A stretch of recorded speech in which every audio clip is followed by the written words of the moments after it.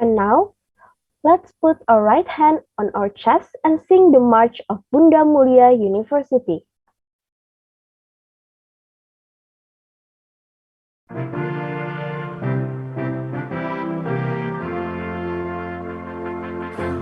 Civitas Akademika Universitas Bunda Mulia, inovatif, gigih dan cemerlang, siap menghadapi tantangan. Prosientia et patria, untuk ilmu bangsa dan negara, raih masa depan bersama. Universitas Bunda Mulia, Civitas Akademika Universitas Bunda Mulia, berhati mulia, tulus dan jujur, berintegritas dan pantang mundur. Prosientia et patria, untuk ilmu bangsa dan negara, kami semua bangga padamu. Universitas Bunda Mulia, Universitas Bunda Mulia.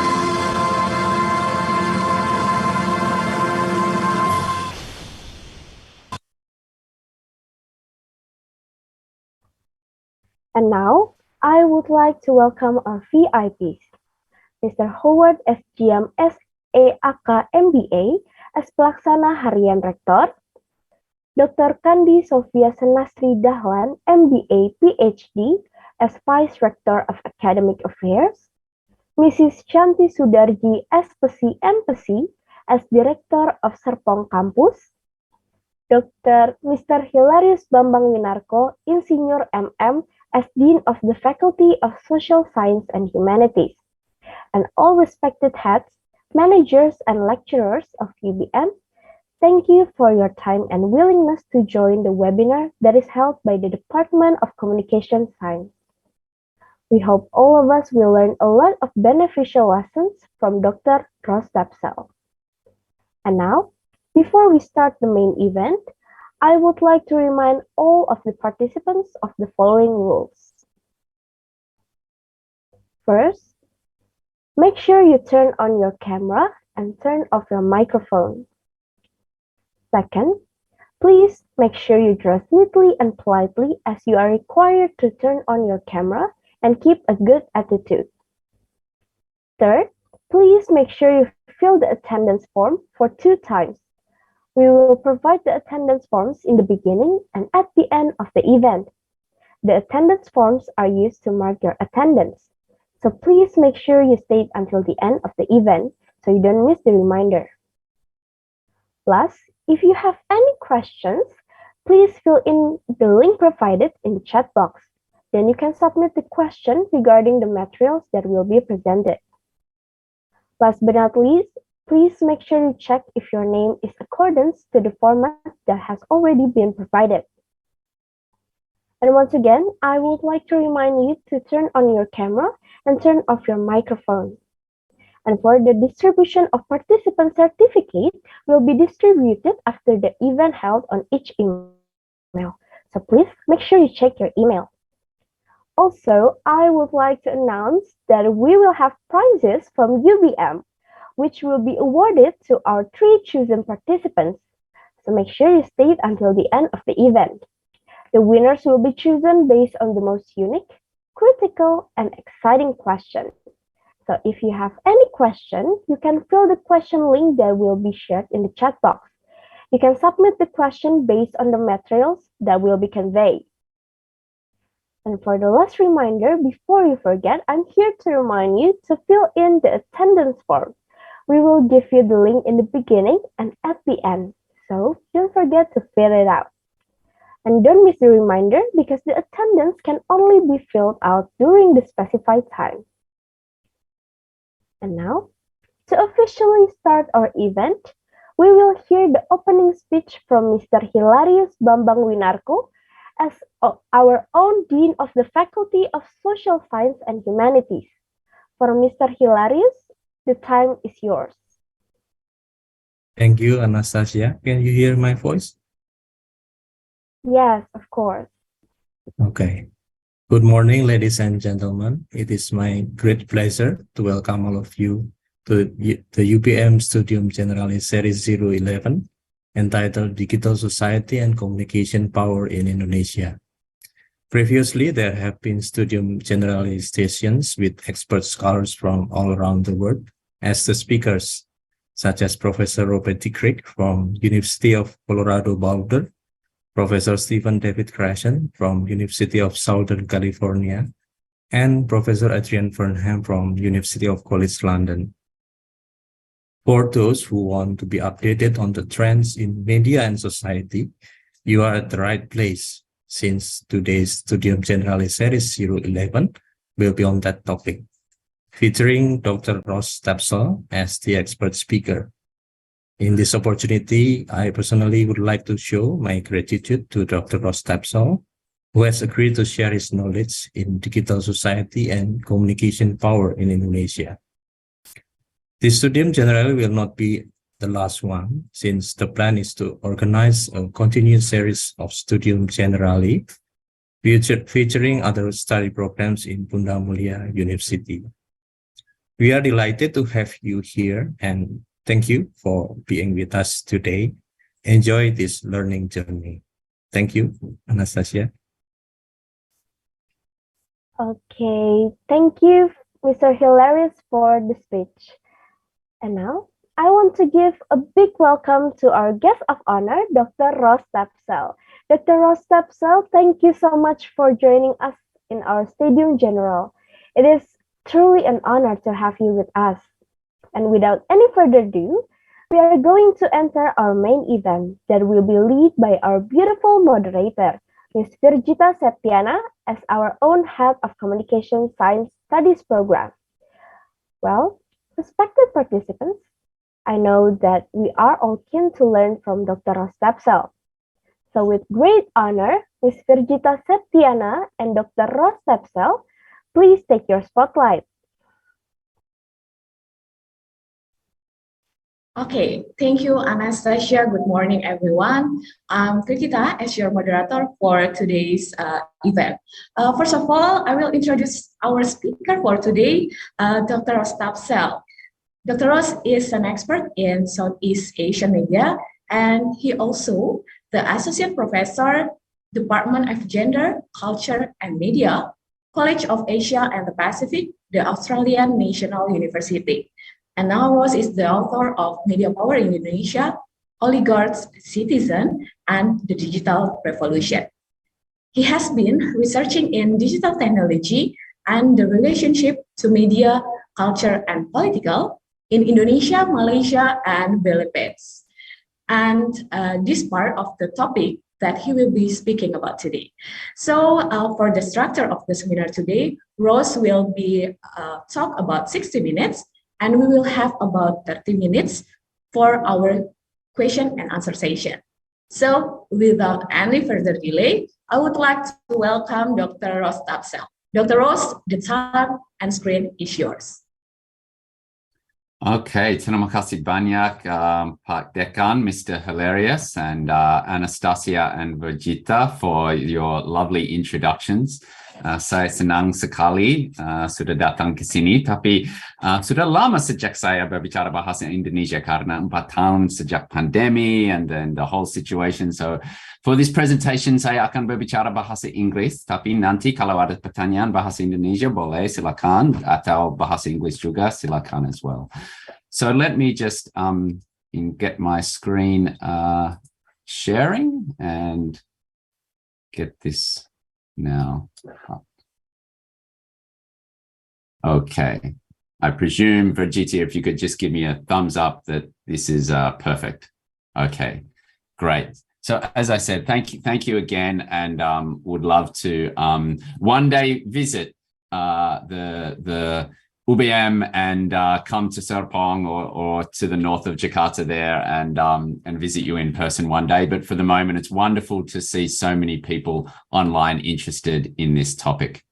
As we said, I'll be talking over the course of the next hour about the idea of digital society and communication power. And what I mean by that is the power of digital media and the way that digital media has an impact on society and the impact of digital communications on society. But in order to get to this point, I think we have to understand broadly the way that digital society and communication power operates pre-digital era, and also how we come to think about digital technologies more broadly. And the theory of the theorist that I'd like to use for this lecture or for this speech is a very famous Canadian scholar who was much more famous in the 1960s, but whose work has continued today, called Marshall McLuhan. And Marshall McLuhan, if you haven't heard of him, is famous for this term, the medium is the message. What does that mean, the medium is the message? It sounds like it's a very theoretical, conceptual term, but actually it's very simple. Essentially, what he's saying is that media studies or communication studies has been focused too much on content analysis. That when you looked at a lot of the scholars or the docents or the, bapak-bapak, ibu-ibu who yang menulis skripsi or whatever on komunikasi, they were generally looking at coming up with 700 articles, and 300 articles were pro Jokowi and 400 articles were pro Prabowo. And in the end, it's a content analysis that is their evidence base. And McLuhan said that that was a problem with media studies. It was a problem with communication studies, that we focused too much on content. And what he thought was important was the medium itself, not necessarily the content itself. And he said it's the medium, the technology, the technological change and new media that shaped the way we think about the world, and indeed that shapes us. McLuhan was writing in the 1960s when the new medium of television was the most drastic and impactful new technology in media at the time. Television not only changed the way we watch news or changed the way that we entertain ourselves, it actually changed the way we thought about politics. For example, in that time, America elected John F. Kennedy as their president, where America had the first televised debate. And during that televised debate, if you just looked at the content of the speech, and they did a study on this afterwards and asked people just to read the content, Richard Nixon came out as the more impressive candidate. So if you just looked at the content, the guy on the right with the handkerchief over his face actually had much more policy objectives. He had more details. He had more data. He had better answers. But on television, of course, when people are watching a televised debate, they're not just listening to the answers or looking at the content. They're looking about who is sweating and looks nervous. They're looking about who is hunched down in the chair and doesn't look interested. They're looking at this nice smile that the president might give. And JFK, of course, was a much more television-friendly politician. And so McLuhan felt that the televised debates was changing the nature of American politics. And since television, we've seen much more of a celebritization of politics as politicians become much less bureaucrats and much more celebrities. So he would argue.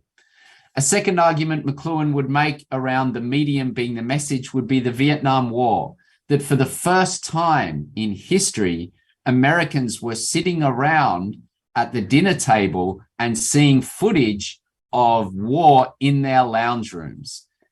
And this ultimately led to a huge mass protest on the streets by Americans and Australians and various other Western countries who were saying that we should end the war. And part of it was they were seeing blood and gore and death and bombs and young Vietnamese girls running naked in the streets and people being shot on the streets. And that was all being broadcast into the lounge rooms. And so you had the biggest anti-war movement at the time.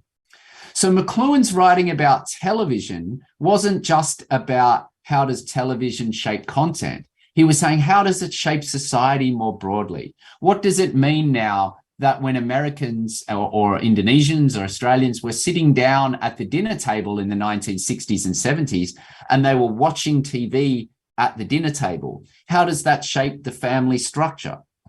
Many people make the similar comments today when they talk about their mobile phones or their laptops. What does it mean that people are constantly on their phones or in their rooms or not sitting down having dinner without a mobile phone on the table with you? The point is it shapes society, it shapes interactions, and it's a very powerful medium. So this is the theorist that I find inspiring and the way that I think about digital media, both globally and in Indonesia. Of course, some of this is not necessarily new. One of the most famous scholars to write about the nature of how the medium can shape the message is a British author who ended up doing a lot of his research in Southeast Asia, and in particular in Java. And that was Benedict Anderson. And Benedict Anderson's famous book is called Imagined Communities. And it is largely about what makes an Indonesian, and what makes a Malaysian, what makes a Vietnamese person different from a Cambodian. And the reason that Benedict Anderson came up with is he said that at some point people had to believe that they were part of an imagined community. But what made them think that they were part of an imagined community? What made a Balinese person feel that they were part of a nation of Indonesia the same way that someone in Aceh felt, or someone in Sulawesi felt like that, or someone in Ambon? What made them all feel like they were part of Indonesia? And Anderson's book goes into a long theory of this and how colonial legacies play a factor, on how shared historical experiences are a factor. But his central argument is actually very similar to McLuhan's. His central argument is that the medium of print capitalism shaped the message of the nation state. In other words, if people in Ambon and Sulawesi and Java and Sumatra or Jambi were not all reading the same printed nationalist newspapers, they would not have felt that they were part of the nation state. And the ability of the printing press to print newspapers, surat kabar, in Bahasa Indonesia for the first time and spread that all around the archipelago meant that people started to feel part of the same country. Now, I'm not saying, of course, that Benedict Anderson plagiarized Marshall McLuhan, but I am saying there are very similarities in the arguments that they make about the medium and the message. And so we need to think about this later when we come to digital society. But for now, the important message to say is, would it be possible to have Indonesia, the nation of Indonesia, without the new medium of print capitalism? Remember, a lot of these newspapers were actually titled terms that were seen as pro-revolutionary. Merdeka was a newspaper. Suara Pembaruan was a newspaper. There were all these newspapers which were pushing for independence from the Dutch and pushing for this idea of the nation of Indonesia. Now, the big factor here, of course, is to what extent could Indonesians read at that time? And actually, statistically, we think it was only about 7% of Indonesians were actually able to read a newspaper in the 1920s and 1930s. This is important statistic because when we talk about the way in which digital media is used, we can think more broadly not about mass production, but about who controls the media and who are the type of people who are engaging with this kind of media. Anderson's response to that issue of 7% was, well, you didn't necessarily have to read the newspaper. You just had to see the newspaper. You just had to see Bahasa Indonesia. You just had to see Judulnya, Merdeka. You had to see Sukarno in print on the halaman depan of the Surat Kabar. And if you saw that, that made you feel like you were part of the Negara of Indonesia. So the new medium of print capitalism created the new state of Indonesia.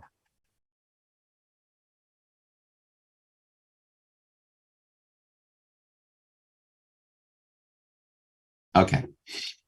Oh, sorry, a couple of pictures there of Berita Republik Indonesia, Suara Merdeka, just some examples that I gave there earlier with regard to the nature of the newspapers that they were able to present as pro-independence, of pushing for an anti-colonial message. Okay, now let's go back to television, because I started talking about about Marshall McLuhan and about the impact that the new medium of television brought. And so 20 years go by with Sukarno in power and print and radio being the dominant factors. But by the 1960s, we started to see this new medium, this revolutionary medium, if we believe McLuhan, which changed society drastically. And television changed Indonesia enormously. Of course, there was this change towards the back end of Sukarno's years where he became more authoritarian and he became, Indonesia went into a period of guided democracy. And Sukarno himself started to use the media much more as a mouthpiece for his own agendas. But by 1965, we had the Orde Baru, we had Suharto and the military take power in Indonesia, and we started to see television as being central to the survival and the maintenance and reproduction of the new order regime. What do I mean by that? Well, when you look at scholars who wrote about television, including Indonesian scholars who wrote about television in the New Order period, they talked about it being the prime engine of national union and unity, which would communicate government policies and programs to the public. And it developed this idea of being Suharto being central to the nation's development. Often news reports would start then on TVRI, news reports would start with Suharto giving a speech. It didn't really matter what Suharto was saying. In fact, often the speeches were largely very boring. He often droned on about development, about Pancasila, about the importance of unity, of Bhinneka Tunggal Ika, etc., etc. He wasn't announcing the news necessarily. The point was the television news always started with the president's speech and what the president did on that day, which gave the message to everyone in Indonesia that Suharto was the father of the country, or the Bapak Pembangunan, the father of development, which was a central narrative in Suharto maintaining power throughout the new order. Television and TVRI in particular became a highly important medium in order to spread the message of the new order, and that without television, we wouldn't have had that, I guess you could use the term stability, but also that long-term way in which the authoritarian regime controls the message that goes out to the people. I don't know if anyone here is from Kota Ambon in Maluku, but if you go to Kota Ambon today, if you looked at one of the biggest buildings in Kota Ambon, it was actually built in the 1980s. And it's right on the top of the hill, and it's about 8 stories high. And it's the Gedung TVRI.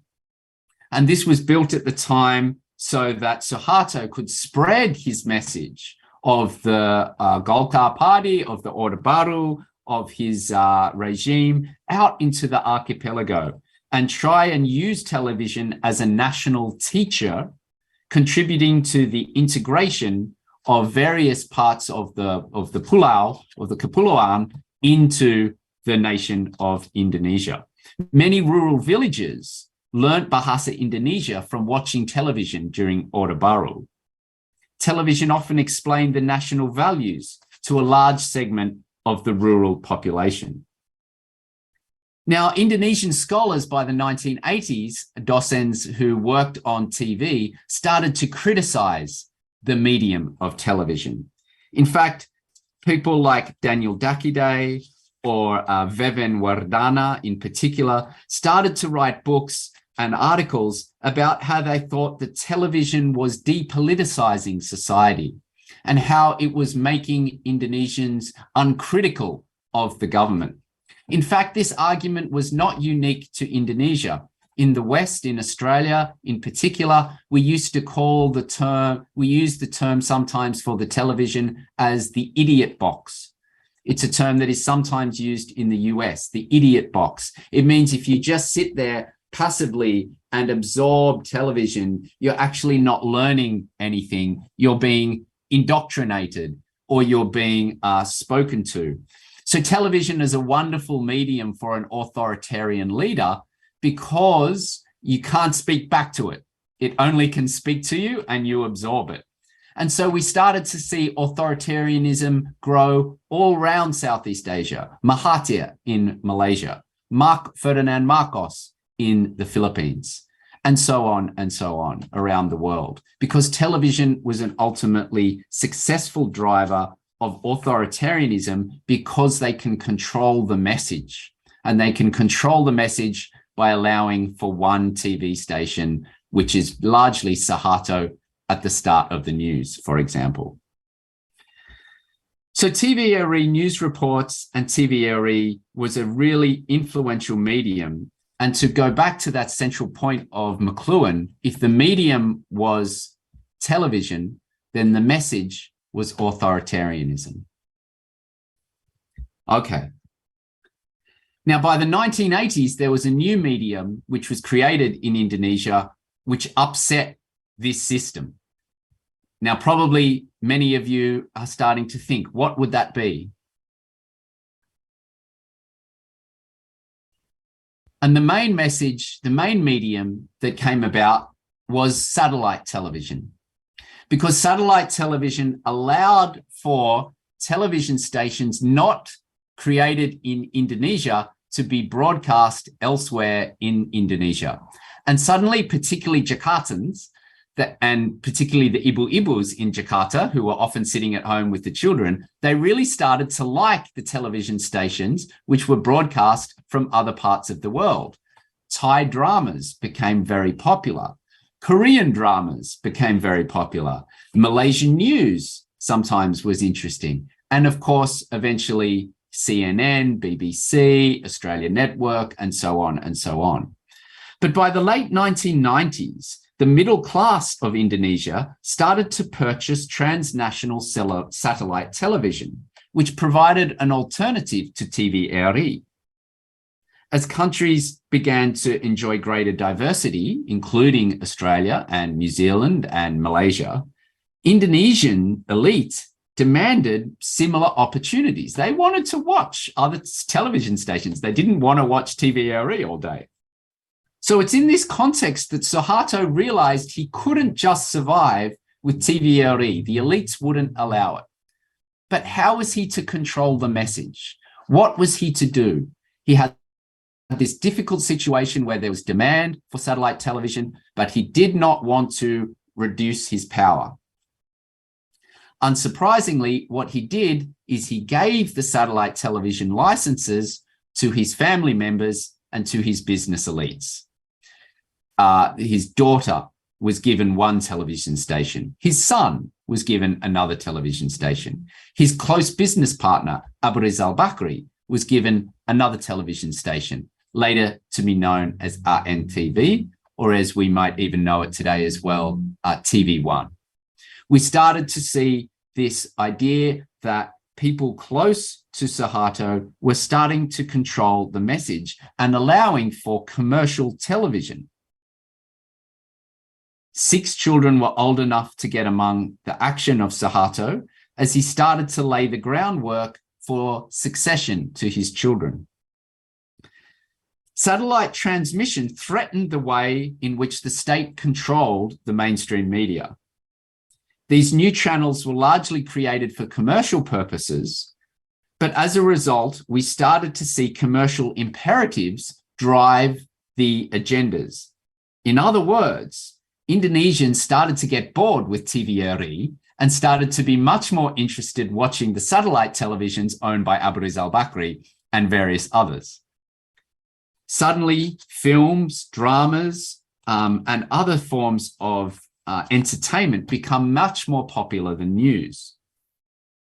And the arrival of privately owned television stations marked the beginning of what was to become a larger media conglomerate business groups in Indonesian broadcasting. Slowly, and through very, very slow methods, control over television was being transferred from the government or the state into the elites, such as Abu Rizal Bakri, later Surya Paloh, later Khairul Tanjung, and so on and so on. So this was a really important stage, and it could only occur because of the new medium of satellite television.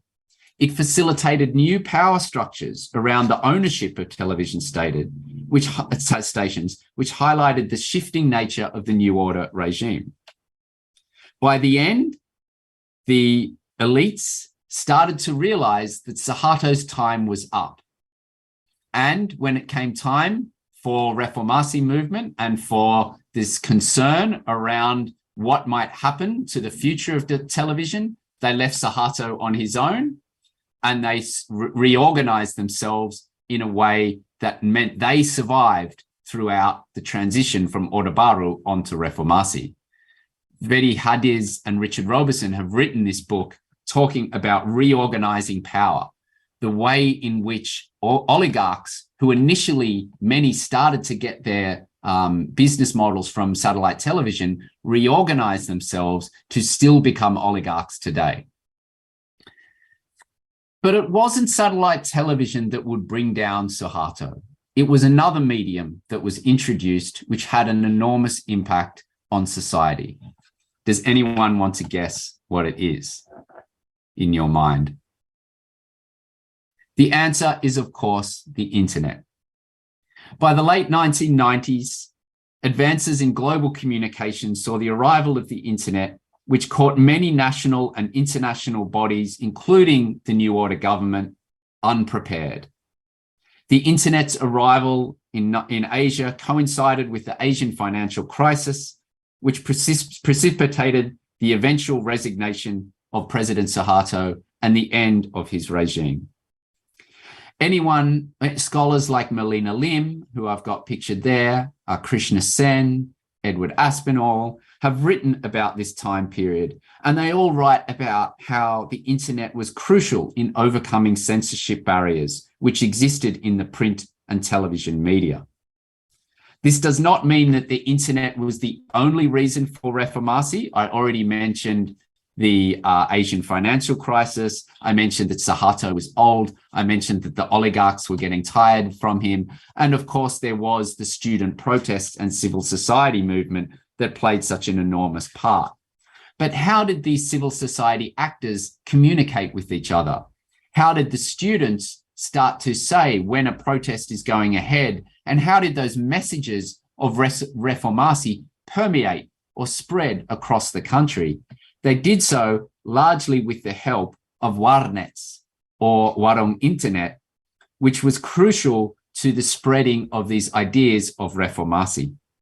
Now, remember, when I said about Benedict Anderson that only 7% of Indonesians were able to read in 1932, yet print capitalism was central. At the same time in Indonesia, there were very few Indonesians who officially had internet access in the late 1990s. But they did have warnets, and the key people who were involved in the Reformasi movement, students like yourselves, civil society, and others, were really active in using cyberspace. They had these cyber nodes, and they had other ways of spreading this information in order to promote the idea that this was the waktu reformasi, this was the time to reform. So, in conclusion, I've gone through Indonesia's media history here to argue that new media technologies are central to facilitating or supporting transitions within Indonesian politics and society. Benedict Anderson's study focuses on the role of print media in promoting the message of nationalism. Scholars believe Suharto's authoritarian rule used television as crucial to the legitimization of his military regime. Finally, online forms of communication were central to promoting messages throughout the Reformasi period, and the new medium of internet allowed for subversive messages to circumvent state censorship. As Indonesians embrace new digital technologies, what we need to ask ourselves, and this is one thing that we should discuss, is what is the message that this technology brings? And so that, ladies and gentlemen, is really how I think about the answers to my research question, or that made me think about the research question. If the medium is digital, what is the message? And that's what I've been trying to answer. I don't have all the answers. I think some of you who are younger and involved in digital media are possibly better off at explaining some of these answers. But the question isn't just how does social media impact my life, or, you know, how often do I use YouTube? The question is, what is the broader message that digital media is having on society that makes transformation of the world, transformation of society? And I've tried to look at this in the Indonesian context. You can read the book in English, or you can read it in Bahasa Indonesia. It's been translated by the Penerbit Margin Kiri and by a wonderful scholar from Yogyakarta, Wisnu Prasetya Utomo, who did a wonderful job of translating it. There's also a book on digital Indonesia, connectivity and divergence, which is an edited book. But these are the questions that I think we need to continue to ask, even if my book doesn't have all the answers. We need to think about, what is this digital world doing for communication power and society? Now, let me give you sort of 3 answers that I've come up with, but they are open for debate, for discussion. In question time, we can have some answers from yourselves. You can throw out other ideas. I'm not suggesting I have all the answers. I'm actually suggesting what's more important is that I'm raising the question. And so far, we've started to look at 3 answers to this question, which seem to shape the nature of society more broadly.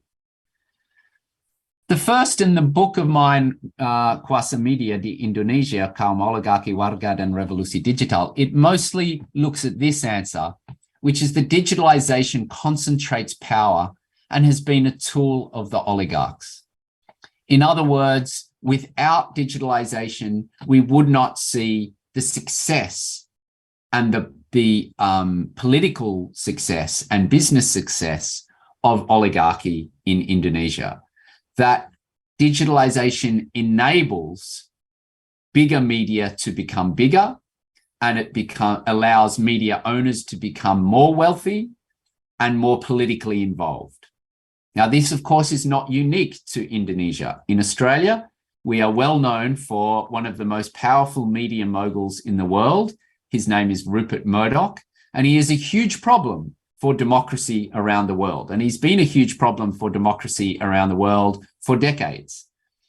But what we've seen in Indonesia is that media owners who maybe just owned one newspaper, suddenly they're owning a television station and a bunch of radio stations. And in fact, they might own 3 television stations.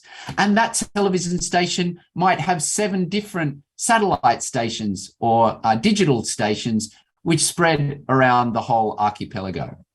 They might have online news sites. They might own media, online media companies. They have radio stations. They have YouTube channels.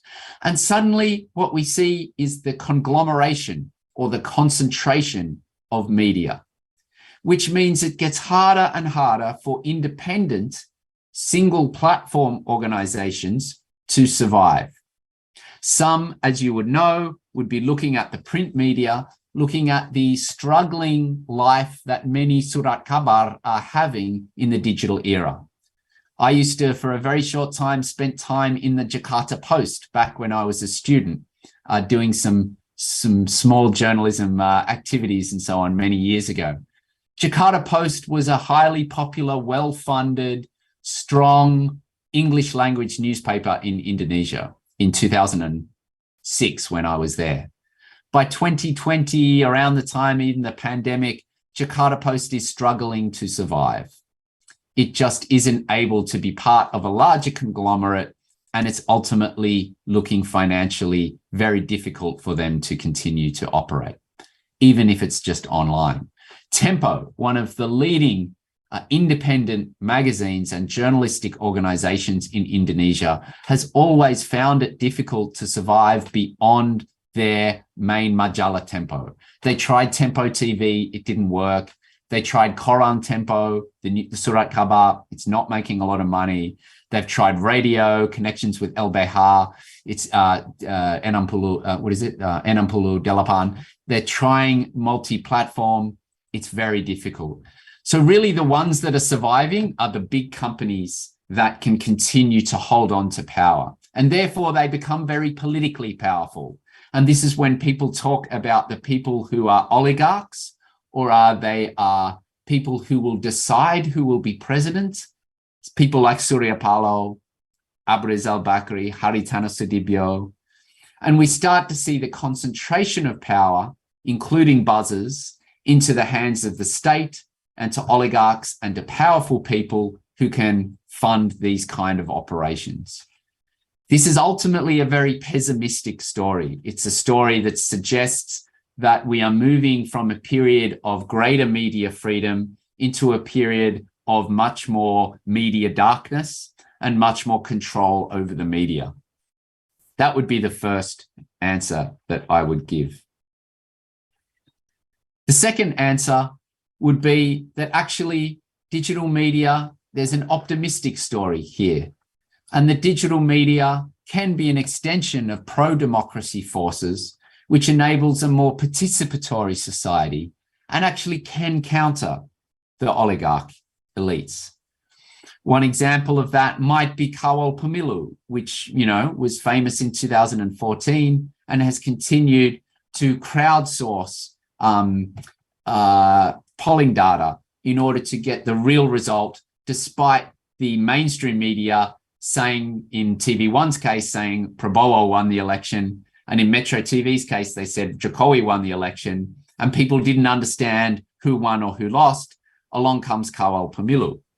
So their ability to say, we are going to come up with a new media which is more participatory and leads to the truth might be possible. Jokowi himself, seen initially in particular as this pro-democracy leader, came to power at a time when a lot of participatory media was dominant. When you started to see lots of relawan and lots of online activists and other students and others speak up and say that they wanted someone who had not come from the ruling elite. Now, whether you think Jokowi is now part of the ruling elite, now that his son is the mayor of Solo or whatever, that's a question for another time. The point is he came to power in a very different form of media participation than other presidents have come through the Indonesian political system. And this might happen again in 2024. The most popular candidate, driven by a participatory online media, is probably the most likely person to win the election, whether that's Ganjar Pranowo or Anies Baswedan or Prabowo, whoever it might be. They will probably be needing, in the large part, to get mass support from the online community. So the argument goes. So this is a more optimistic take. of the role that digital media can play in society. I'm not sure so far which one you agree with, whether you think that when you look at Indonesian media and politics, you feel that it's much strongly dominated by oligarchs, or whether you think that the power of communication today comes majority from the population and from the rakyat and from the ordinary citizens, or even the Wong Cilik perhaps, who are tweeting and on TikTok and on Instagram and these kind of things. And they're the messages that ultimately determine the political power. A final example, therefore, and one which scholars are very much looking at today, is the way in which social media polarizes. And perhaps when we look back on this next 10 years, we will look back on this period and we'll call the medium of digital and the message being one of polarization. And what I mean by that is that because we have these so-called social media echo chambers or targeted algorithms and filter bubbles, what you see is society being pushed into identity politics areas, whether you are strongly Islamic or not, or whether you are more feel yourself as a pluralist or not. For example, Islamist versus pluralist is a term used a lot in Indonesia. Whether you think Indonesia should have, whether you think Islam should play a greater role in the state affairs versus whether you think Islam should play a lesser role in state affairs. The online campaigning and the online world targets you on those views and pushes you further in that direction. This is very clear in the case of politics and Islam in Malaysia. We've just had a recent election in 2022 where we had enormous polarization in the results. The Islamist party PAS, the Pan-Islamic Party of Malaysia, received the most seats ever in the election in Malaysia. At the same time, the Democratic Action Party, which is largely or traditionally been seen as a more multiracial, multi-ethnic, or even ethnic Chinese-run party, also received 40 seats, the second highest amount of seats in the Malaysian parliament. So you had two parties who are in many ways very different in the way they see the future of Malaysia as winning the most seats in parliament. And one example that people would say as to why that occurred is because of the algorithms on TikTok in particular, but also Instagram and also Facebook, push you in a direction that there is no middle ground. You're either voting for one extreme or the other in that regard. And so in America, you will see that too, where there's this enormous polarization between Republican Party and Democratic Party voters. And they really felt enormously different about Donald Trump, for example. They either loved Donald Trump or they hated Donald Trump. There were very few in the middle ground who felt that it could have gone one way or the other, or they believed that, you know, things are going well or things are going badly under Trump. People either thought things were terrible under Trump or they were generally quite happy under Trump. There were very few people who were agnostic or not particularly caring. And so that seems to be what happens when you get populist politicians like Donald Trump, like Rodrigo Duterte in the Philippines, or even Ferdinand Marcos in the Philippines at the moment, and various other, Boris Johnson in the UK would be another example, where we really started to see this polarization of Brexit or of the role of immigration and migration, huge divergent views. And the belief is that digital media plays a role in that. So the argument here might be that the medium is digital, but the message is polarization. And that's a concerning, it's also a pessimistic view of the world. So let me conclude, because I want to give us plenty of time for questions, because I have raised this important question around digital media and the medium of the message. But let me conclude with a couple of concluding slides. Southeast Asia is really central to this question of the medium of the message. It's very important that we don't think of Southeast Asia as just adopting the technologies that is created in the Western world, and it is exactly the same as what happens in America as what happens in Southeast Asia. We need to look at Southeast Asia and Indonesia in particular because of the high percentage of people who use social media. And in many cases for Indonesians, as I'm sure you know, because you have family members and friends and so on, the social media sites are the internet.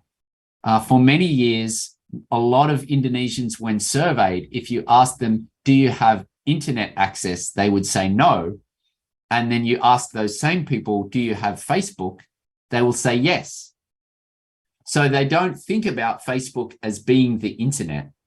WhatsApp is enormously popular all throughout Indonesia and Malaysia, but many people can use WhatsApp without ever really being involved in fact-checking organizations on the internet. They may not have e-commerce sites, they may not have Gojek, but they do have WhatsApp. And this huge ubiquitous use of WhatsApp makes it much more important in developing countries like Indonesia, like Brazil, where there was a very controversial election recently, or India, where we're seeing this huge take-up of online communications, which is shaping society differently to how WhatsApp or messenger platforms impact society in Australia, which is very minimal, or Japan, which is even more minimal because of the nature of the media. So Southeast Asia is absolutely crucial. There's no doubt that some places are absolutely central to understanding the digital media. Philippines is obviously a really important case because of the nature of disinformation and the huge uptake of Facebook and online platforms in the Philippines. Jakarta is absolutely essential for understanding new media. And if I had to make a prediction about the election in 2024, I would tell you that the Jakarta youth and PR companies and digital strategists who are campaigning on TikTok are going to be central to the outcome of the election. The labor force is also very different. We're seeing huge amounts of money going into what you might call the digital labor industry. And here I mean that there are cyber troopers in Malaysia, there are buzzers in Indonesia, there are trolls in the Philippines. What does it mean that more young people, such as yourselves, are more likely to be hired as a buzzer than you are as a journalist in the next 5 years? What does that mean for Indonesian society? It's a really interesting question. A lot of the trolls that I meet in the Philippines or the cyber troopers I meet in Malaysia are young university-educated students with communications degrees who one day want to work for Google and Facebook. They're not dark, hidden people who are, uneducated and are just copy-pasting nonsense on the internet. They're actually very intelligent young people like yourselves. So what does that mean? That many of these people are getting employed in the digital labor industry and the disinformation industry, and not in the industry which promotes kebebasan pers. This is why we need to look at Southeast Asia. Finally, I'd like to again raise that question of, if the medium is digital, what is the message? And I think that your answers don't need to be complete. They don't need to be perfectly formed, and they don't need to be necessarily all about one thing or another. But I think this question is a really important question when we start to think about how we can change society and how society is being changed by digital media. There are a number of other issues that come with this question of communication power, but I think this is the central question that can kick us started about the impact of digital technologies on society. So let me conclude there and leave plenty of time for questions and discussion and comments. And thank you once again to the organizers for allowing me to give this presentation. Thank you. Okay, thank you very much, Dr. Rostapsel, for insightful presentation. It bring back my memories, childhood memories about the warnet, warung internet. Yeah. So there are several questions from the participants today.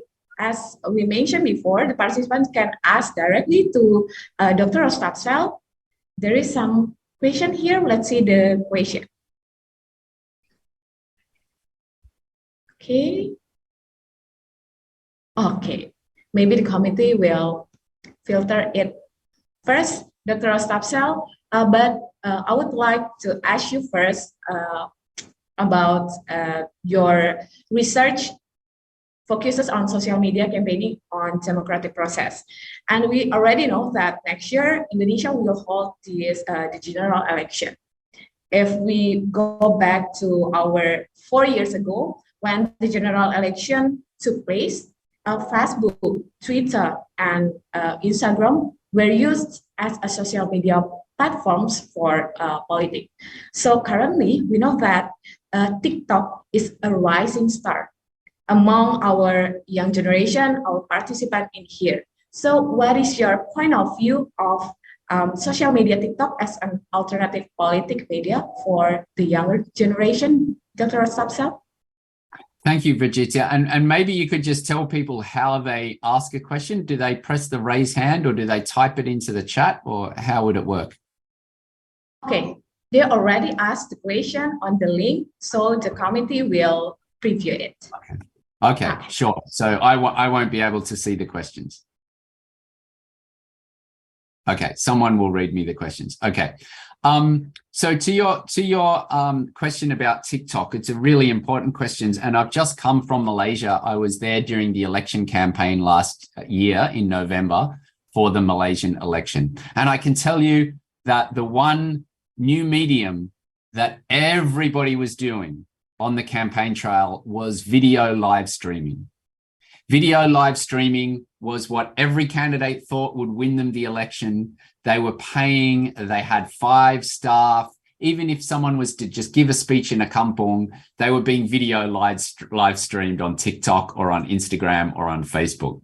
Some staffers had a Bahasa Malay TikTok person. They had a Bahasa Inggris Facebook person. They had a TikTok Bahasa Cina. Like there was just this enormous amount of staff and this belief that if you were live streaming something, you were campaigning. And this is really interesting because I don't know how many of you really watch live streams on TikTok, but I find most of these speeches that politicians are giving is really boring.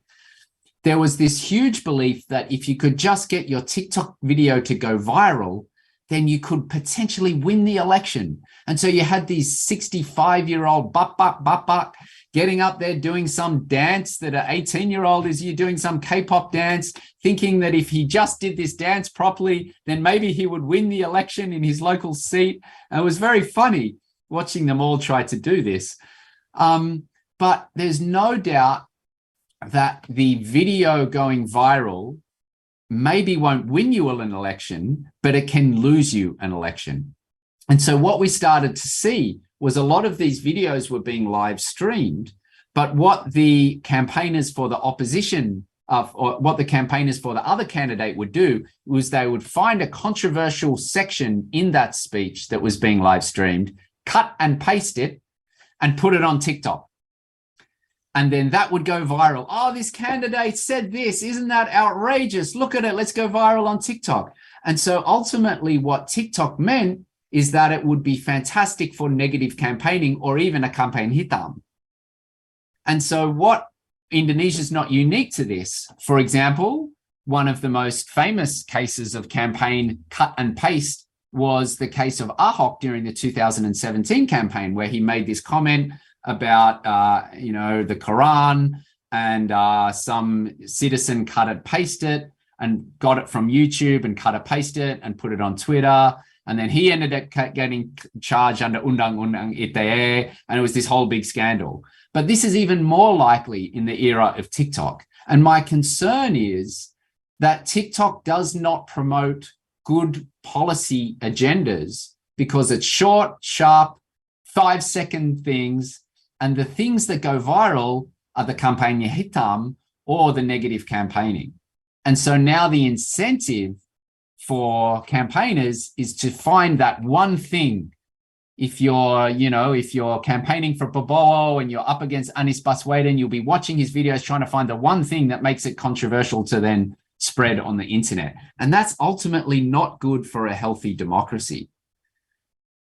The other thing that they did say about TikTok was that it did allow for more young people to get involved. And Malaysian politics in particular is known as a place for the old. You had Mahathir as the Prime Minister of Malaysia in his 90s. You have Anwar Ibrahim, who's 75, 78. You had Muhyiddin Yassin, who was in his 70s. How do young people get involved in politics now? It's really hard.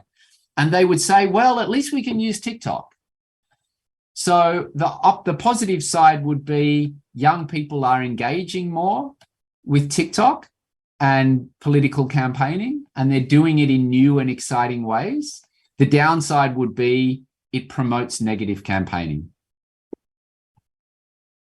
Okay, thank you, Dr. Rose. The Black campaign itself, yeah, we know that AHY, Ganjar, Prabowo, yeah, who actively in TikTok nowadays. So it's interesting in Indonesia how our leader is started to grab the attention of our younger generation.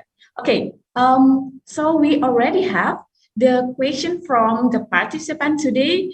The first question is, Professor Simon Lindgren in the book Digital Society stated that eventually the development of media technology will reach a saturation view on post-digital society. Will we as a society gravitate towards technological determinism, or will we prioritize human determinism? Yeah, Vijitya, look, it would be great if you could somehow cut and paste it into the chat or something, just so I can read it specifically, or even if just private message, that would be fine. I think if you're going to read it, it'll be harder for me to understand what the author is saying. I think the question was about post-digital society, was it? Could you maybe repeat the question?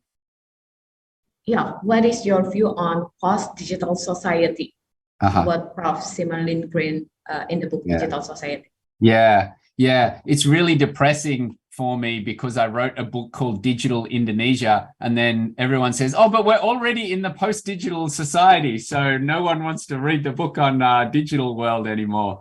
But I think post-digital is a really interesting concept. There's two ways that one can think about post-digital. I think the idea of post-digital, there's two concepts. The first would be that post-digital media is so encompassed in our lives that we don't even notice that we're involved in digital media anymore. And that's probably the most interesting conceptual point, that, the idea of having an in-person versus a Zoom doesn't matter. There's no distinguish. We'll be doing both, equally all the time. And I think that is a really important point that the post-digital world looks at. The other part of the post-digital society that I think is interesting for young people to discuss is whether there is a generation who have grown up through digital media, but have also grown up watching previous generations become addicted to digital media and use digital media in harmful ways, that they will rebel against that form of digital media. And actually, some of you might be like this already, students who won't get Facebook or who won't have any social media. Or perhaps you have a way of only using your mobile phone sort of during work hours, or perhaps you have other ways where you restrict your digital nature environment. And so a post-digital world is a world where people are much more prepared for the harms and much more aware of the harms that digital media brings. So I don't know which direction we're headed in at the moment. It seems like students of my courses in ANU are not the kind of students who are rejecting digital platforms. But as I said, Indonesians and Jakartans in particular are usually more advanced than the students I would teach in Australia when it comes to digital media. So maybe some of you want to share your experience of how you are trying to get away from the digital world. And a post-digital world is one where people push back.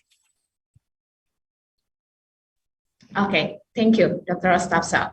And for the next question,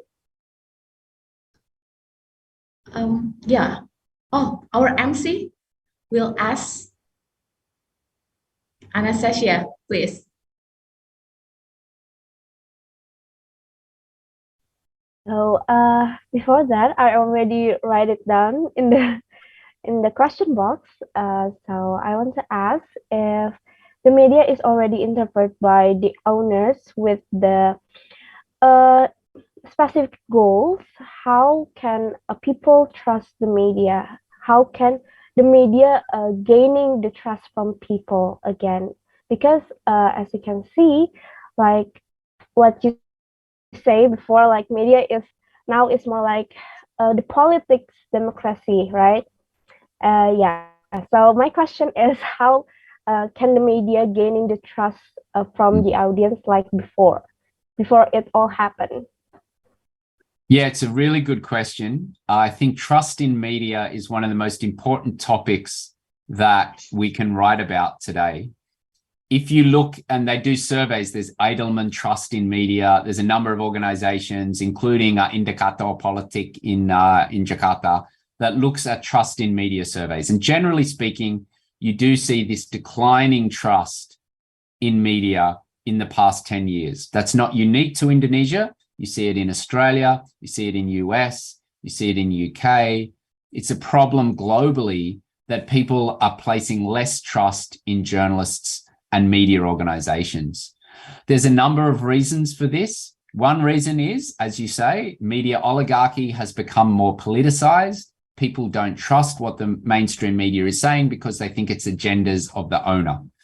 You know, Metro TV will be saying Anies Baswedan is wonderful because Nasdem is supporting Anies Baswedan, for example. And then people say, well, why would I watch Metro TV? I don't trust it because it's obviously just campaigning. So that's a concern. In Australia, people don't trust the media owned by Rupert Murdoch because they feel like it's always pushing the Liberal Party agenda. But the second problem of why we're seeing is declining trust is because the digital labor force of the buzzers or the cyber troopers or the trolls, often what their job is to go onto Facebook pages of media organizations and to attack those media organizations and to put levels of distrust into the audience who are reading the news. And so the more that the buzzers or the trolls attack the mainstream media, including Tempo or Kompas or some very respected media organizations, the more that people feel like there is a polarizing account of media organizations. And so this is the most famous case of this would be in the Philippines, where the Duterte-sponsored trolls were paid to attack mainstream media content which criticized Duterte. And then what you saw is, because of the support and the communications infrastructure that Duterte created, when you looked at popularity, Duterte was incredibly high. And when you looked at trust or popularity of media organizations which his trolls attacked, like Rappler, the trust level was really low. And so how do we overcome that was your question. And it's a really good question. And one way is to regulate buzzers and trolls and to make sure that this kind of digital labor cannot be paid for, or in some ways needs to be reined in. The second problem, of course, is basically around media ownership. And the only way to really make sure that media ownership is not concentrated in the hands of a few is to have some kind of regulation which says that you need to have diverse media landscape. So in other words, Indonesia has already got existing laws that you can't own more than one television station, and one and one and a half and so on and so on. And the KPI has all these rules. But in the digital era, these rules are starting to just be redundant. So how do we make laws and regulations in the digital era when there are so many digital stations now that are all owned by the one conglomerate? How do we make sure that there are rules which allow for a diverse amount of owners? There's no easy answer, but these are the big challenges that we face when we're talking about building trust in media. Okay, thank you, Dr. Rose. And the next question in bahasa. The question is, apakah cara Soeharto melalui TVRI berhasil untuk menyampaikan pesan kepada masyarakat atau justru membuat masyarakat menjadi malas untuk menonton televisi? The question is from our student Tito. Yeah, so of course I wasn't around during the Zaman Soeharto. It's true that perhaps by the end the rakyat or the kelas menengah became less, they did become malas to watch TVRI. Actually, TVRI rating at the moment, if you were to look at the AC Nielsen rating of TVRI, it's about 1.6% of audience share. So whenever there's 100% of people watching television, only 1.6% on average are watching TVRI. That's really bad, right? And so there did become this point where TVRI started to become, like membosankan. It started to become very like budaya and like sejarah and this kind of thing. And the more interesting television stations, particularly post-Suharto, the more interesting television stations are the one who had news as entertainment. Misalnya TV1, which has around about 8%, 8% of audience share. Metro TV has about 5% of audience share. So if you were to look at just the audience share, Metro TV and TV1 always rate higher than TVRI. Now, kenapa ya? Probably because TVRI is still stuck in this idea that its job is mempromosikan pemerintah. And that is a problem if you turn on TVRI and people become, become bosan. So it's a way they need to rejuvenate TVRI. I think they need to basically bring a whole bunch of young people in and tell them to do creative things for TVRI and not have the same sort of editors who were around in the Zaman Soeharto who are around today. Otherwise, TVRI is going to be very redundant. By the way, this is a problem in Australia. We have ABC TV, which has long been the state-funded or public-funded news organization. Now, ABC is trusted because it's critical of the government. But the average age of an ABC TV viewer is 66 years old. In other words, the older generation are watching ABC TV and the younger people find it boring. And so this is a trouble for all countries around the world. As young people move to TikTok and Instagram and digital connections, they're not connecting to the national broadcaster. Okay, interesting, Dr. Rostapsel. Okay, we picked the question from the chat box from Patrick Jason Fact. I have a question, sir, how to deal with cyber troopers without resorting to violence?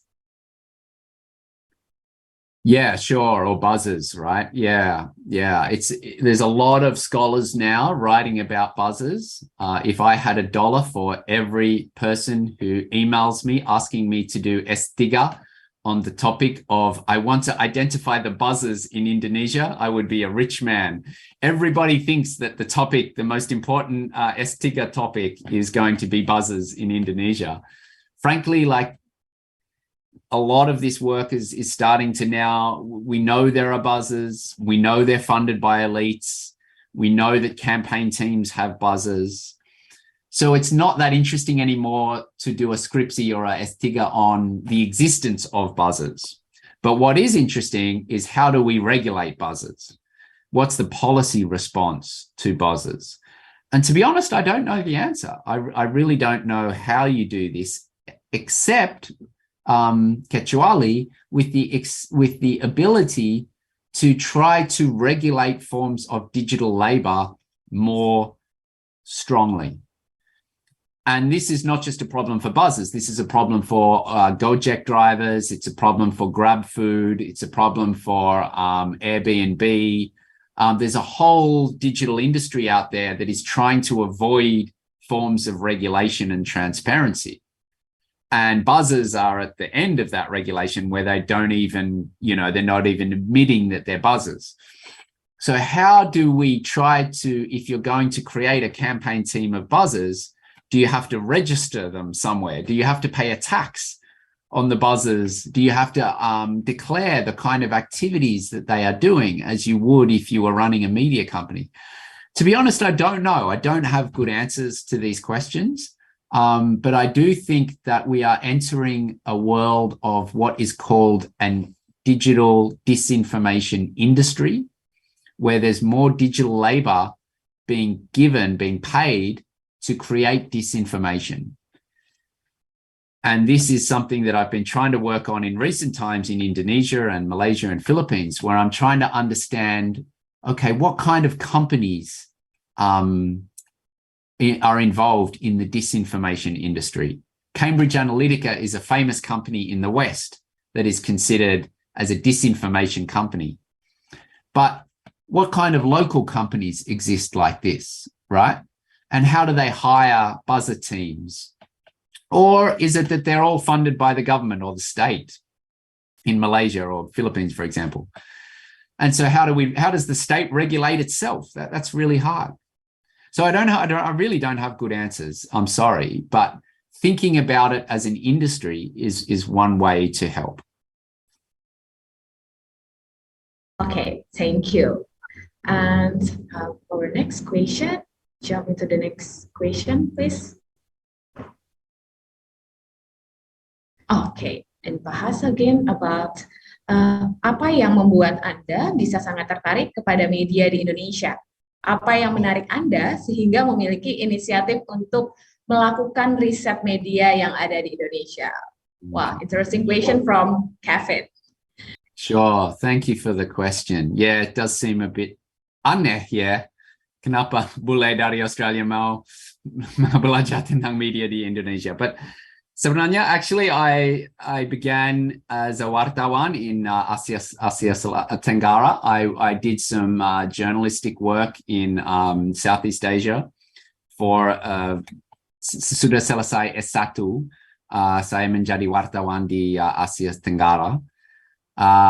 Sudah itu, I went to start like S3. And then in that time, I was doing some work, as I mentioned, for the Jakarta Post and spent some time in Jakarta Post. And then for a short time, I actually did some work with Lombok Post sebagai wartawan. Waktu itu tinggal di Mataram and worked for the Lombok Post. So I've always, and dulu sebelum itu, I worked as a journalist in Australia sebagai, like a wartawan yang di bawah, like yang rendah, who worked just in the kota, in the local desk of a news organization in Sydney. So I have a journalistic background, and then I had a bunch of jobs in journalism. But ultimately, I decided that I preferred to go into academia rather than journalism. Some days when I have a really bad day in the university, or I have to mark 200 essays, I dream about going back into being a journalist again. And, wish that I was over in Mataram or Singigi or Gili Air, reporting from Lombok. But at the moment, really, I have loved being part of writing books and writing about media studies. But maybe in the future, I'll go back to journalism. So yeah, for me, there was always this connection between journalistic work, media work, and academia. Okay, thank you, Dr. Ross. So that was our last question for today's session. And once again, thank you so much, Dr. Ross Tapsel. And yeah, there have been several important takeaways for today's session that we know that communication studies has focused too much on content analysis. And McLuhan said that the content is not necessarily but technology. So technology changed the way we thought about politics. So the medium is digital, but the message is the polarization. Once again, thank you so much. And sampai jumpa di Jakarta, Dr. Rostafsel. Okay. And thank you for all participants for the active participation today. And now over to you, Anastasia. Thank you. Okay, thank you so much for the wonderful materials that already been shared to us, yeah, Dr. Rostapsel. Okay, for the next session is the handover for the token of appreciation to Dr. Rostapsel from Mr. Hilarius Bambang Winarko as our own Dean of the Faculty of Social Science and Humanities. Mr. Hilarius and Dr. Rostapsel, the spotlight is yours.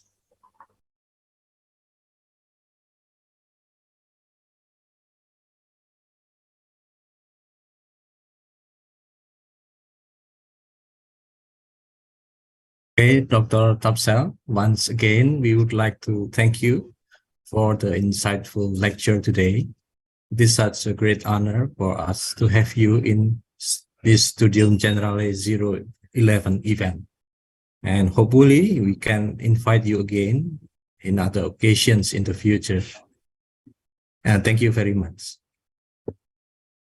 Thank you very much, Pak Dekan, Mr. Hilarious, and thank you to all of the efforts of everyone to come today, in particular to Vegeta for moderating the Q&A panel.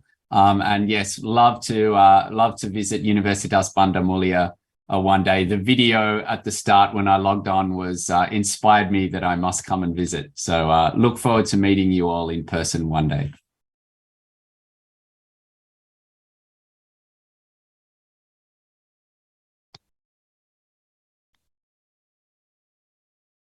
Okay, thank you so much. But don't leave just yet because our multimedia committee gonna take the picture. Okay, for the committee, can you give us a sign? Okay, done ya. Okay, okay. Thank you so much for Mr. Hilarius Bambang Winarko and Dr. Rostapsel. What a wonderful session we got there. And I believe all of us have learned a lot from the insightful discussion and also the Q&A session before. And now, participants, we have arrived at the second most awaited session, which is the winners for the prize. Because the committee has prepared the prize that will be given to the selected participants. Can you guess who the winner is? Because it can be one of you guys. And without any wasting time, let me call out all the winners. So the lucky participant who wins the first prize is Vito Pratama. Congratulations, Vito. Okay. And the second one is, of course, is myself, myself, Anastasia Linwitarsa. And the last participant who wins the prize is Kevin Hermawan. Congratulations for all the three winners. You can contact one of our committee by giving your full name and your phone number to claim the prize. Okay. Congratulations again for three of the winners. And again, I want to say you can contact one of our committee by giving your full name and your phone number to claim the prize. Thank you so much. Okay. Once again, I would like to announce who's the winner for the 3 prizes. The first winner is Vito Pratama. The second winner is myself, Anastasia Lin Witarsa. And the last participant who wins the prize is Kevin Hermawan. And once again, I would like to remind you to contact one of our committee by giving your full name and your phone number to claim the prize. Okay. Dear respected participants, before we end our session today, we will take a picture together. So kindly please open the camera as the committee takes the picture. Okay, we gotta wait for all of you to turn on your camera and show your beautiful and handsome face, of course. And because there are around almost 400 participants, so I'm gonna divide it into 4 or 5 sessions. For the committee, could you help me to give a sign before and after taking the picture? Okay, stand by for slide 1. 3, 2, 1. And slide 2. 3, 2, 1. Slide 3. 3, 2, 1. Smile. Okay, next. 3, 2, 1. Smile. Okay, slide 5. 3, 2, 1. Smile. Okay, another slide. 3, 2, 1. Okay, another slide. 3, 2, 1. Okay, thank you. Okay, thank you so much for the help. And then finally, we would like to remind all participants to fill in the feedback link that has been shared in the chat box.